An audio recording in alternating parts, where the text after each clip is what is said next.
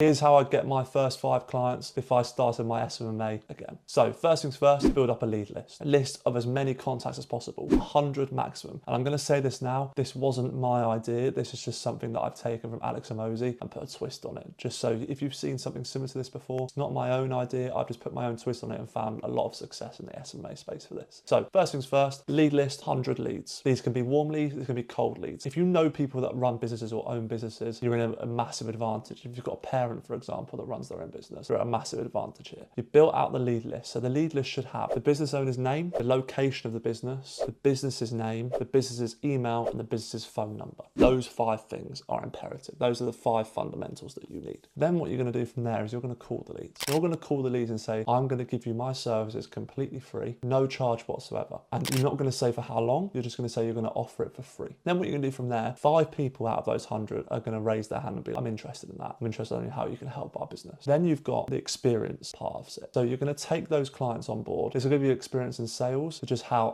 to interact with people on a call, but also how to deliver results. There's going to be tons of stuff that you don't predict when you've done all of this stuff before that will pop up and you think, oh, I didn't think about that when I started my business. And what that's going to do is doing it for free is going to take the stress off of you, but also the expectation of the business owner as well of you having to deliver results as soon as possible. Now you will deliver results if you're good at local lead gen, which that's where I recommend you start if you're in the SMMA space. Local lead gen is the easiest way to generate revenue for businesses. Now, what I would also say is go niche specific. A lot of people say do a scattergun approach like Jordan Platten. I mean, he's been in the agency space a lot longer than me. I've just found a lot of success focusing down on one niche, and the reason for that is you can learn the systems that are going to be best for delivering results. So you know the best headlines, the best copy, the best images, the best videos that are going to convert and get people coming to, for example, in my space, their gym. So once you've done that and you've got on the call with them, then it's time for you to deliver those results. What you're going to do is you're going to run a local lead gen ad and you're going to appointment set for them as well. Appointment setting is an extra perk on top of the local lead gen ads. That takes the whole process out of them having to worry about contacting leads. Gym owners are busy, for example. Find something that's going to benefit that niche. If it's not appointment setting, what could you add on top of your service already? It could be Google review campaign, it could be database reactivation, it could be social media management. Something that's going to be a bonus on top of what they already get with the ads that's going to complement who they are. And this is where you need to go into their psychographics of the person, of the business owner that you're contacting. So for example, if you're in the home renovations niche, you know that booking appointments isn't really on a time frame, changes all the time. So what things can you do? You could still appointment set for them, but what things could you do to save that business owner more time? So for example, could you appointment set for them, but also contact them every week, finding out what their schedule is for that week. You change the calendar for that, and then you book them in from there. And you book in a free consultation with that person who's raised their hand saying, I'm interested in this offer. Then from there, it's going to be a lot easier for the business owner because they don't have to waste their time contacting these leads. They already know that they've raised their hand and it's fit in perfectly with their schedule as well. Then finally, what you're going to do is all of the knowledge and skills that you've learned from doing this for free. Once you've got your first 5 clients, first off, you've got abundance. You've got a fair few clients that are there for free, completely free. Now you can add a service fee onto this. I would recommend doing that just because then you don't have to worry about paying out of your own pocket to run all of these systems. Then they're paying for that, and then you don't have to worry, and literally it's completely free on your side, but they're just paying a small bit of capital to keep your business running. Then from there, once you get, let's say, 6 clients, you just say, right, I'm going to start charging now. I've generated these businesses on average, and this is where the most important part is. You need to track the data. Track the data, see what you're getting these current clients appointment wise if you're doing local lead gen. See how many appointments you're booking and see, right, okay, I'm generating this amount of appointments, I'm generating this amount of monthly revenue each month. Then from there, you've got an understanding of how much you can charge based on the LTV to CAC ratio. LTV to CAC